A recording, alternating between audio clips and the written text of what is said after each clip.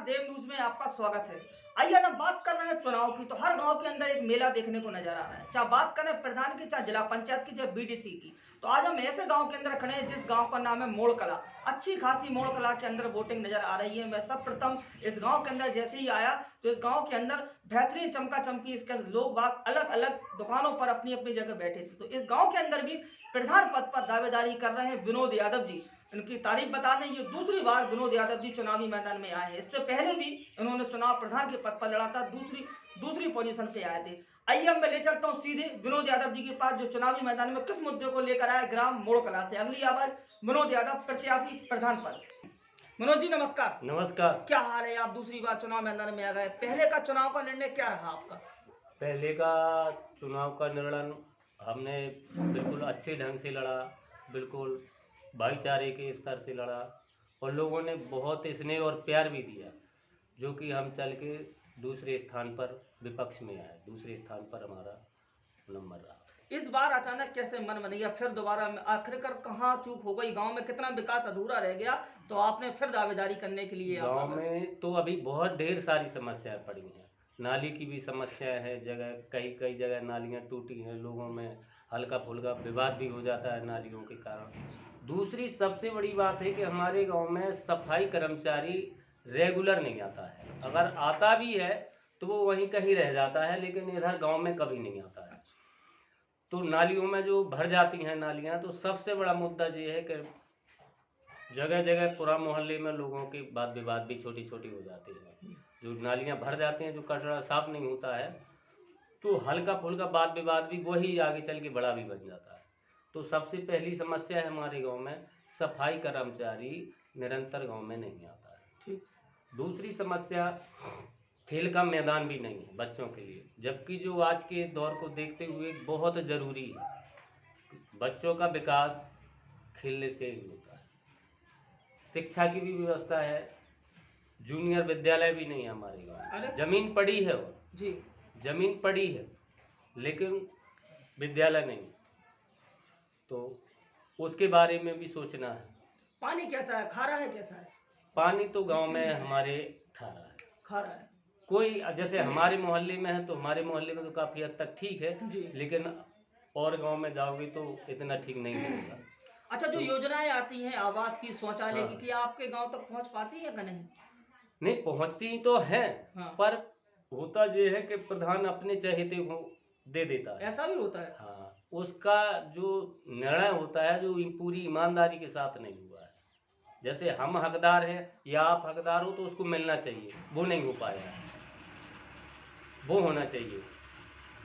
अच्छा, इन्हीं समस्याओं को लेकर आप चुनाव मैदान में आए? जी जी जी। तो क्या मानते हो, अगर आशीर्वाद ग्राम मोड़ कला का अगर पड़ता है, विजय होते हो, पहली प्राथमिकता क्या होगी विकास को लेकर? पहली प्राथमिकता तो ये होगी कि आप अभी गांव में आए होंगे यहाँ पे, तो एक बनमाली अल्लाह राजपूत जी हैं हमारे गांव में, उनके घर से और ये रूपेंद्र राजपूत के घर तक जो आप पत्थर देखे होंगे आपने, जो ठिब्बे लगते हैं रात में, अगर कोई जा रहा है वृद्ध आदमी तो उसको ठिब्बे लगते हैं, मतलब इसका सड़क का निर्माण कराना है। अच्छा, पहली प्राथमिकता। स्वास्थ्य केंद्र वगैरह बना है कि नहीं बना? स्वास्थ्य केंद्र नहीं है अभी। नहीं है? नहीं। स्वास्थ्य केंद्र अब बजाय पोजीशन जी पड़ जाती हो कि चिरगांव 2-4 किलोमीटर है हमारे यहाँ से, तो हो सकता है इसके वजह से सरकार ने गौर ना दी हो। पास में 5 मिनट का रास्ता है तो स्वास्थ्य व्यवस्था तो ठीक है फिलहाल। नहीं, ठीक तो है। जैसे हम उतर से आए चिरगांव से आपके गांव तक, रोड तो पूरा खराब है। हाँ, तो वो तो अब है, बिल्कुल है खराब। तो क्या मानते हो, उस पे भी गौर करना है। जी, क्या मानते हो इस बार कितना आशीर्वाद जनसंपर्क आप करने जाते हो, किस प्रकार समर्थन आपको ग्रामीण वासियों से मिल रहा है? कैसा रुझान देखने को मिल रहा है आपको? रुझान तो मैं जाता हूँ तो बड़ा स्नेह मिलता है लोगों का। हाँ, पूरी अच्छी तरीके से भरपूर प्रेम मिल रहा है। पहले भी दिया लोगों ने, गांव वालों ने, इस बार भी देंगे। इस बार मेरी पूर्ण विश्वास है मुझे। जी सर, और बताइए क्या समस्या है? और तब ढेर सारी समस्या है अभी, जैसे गौशाला भी नहीं है हमारे इधर, वो भी होना चाहिए। वो भी हमारे एक मुद्दा है इस चुनाव में, तो वो भी होना चाहिए गांव में। अच्छा। हाँ जी, क्योंकि लोग रात भर खेत पे पड़े रहते हैं कुछ लोग तो, तो अगर गौशाला होती तो लोगों को नहीं निकलना पड़ता, रात में जाड़े की ठंड में भी गांव में पड़े रहते हैं लोग। तो गौशाला का भी निर्माण होना चाहिए। और जैसे गांव में एक सबसे बड़ी बात है, विवाह घर नहीं है। जैसे कि कोई बारात आती है गांव में, गरीब कन्या की शादी है, किसी गरीब लड़की की शादी है, तो उसकी बारात के ठहरने की भी व्यवस्था नहीं है। लोग थराई विनती करके वो अध्यापकों से चाबी माबी लेते हैं, तो स्कूल में वो अब देते नहीं है, वो नहीं रुकने देते।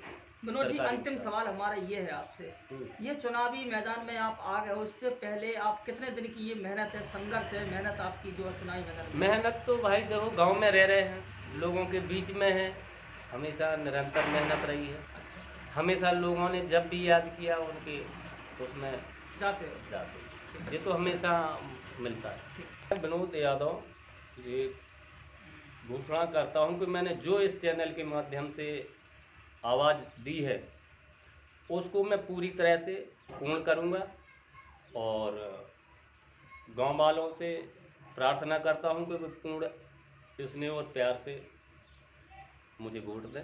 हम उनके जो मैंने कहा वो करके दिखाऊंगा। ये थे विनोद यादव जी, मोड़ कला प्रधान प्रत्याशी पद हेतु।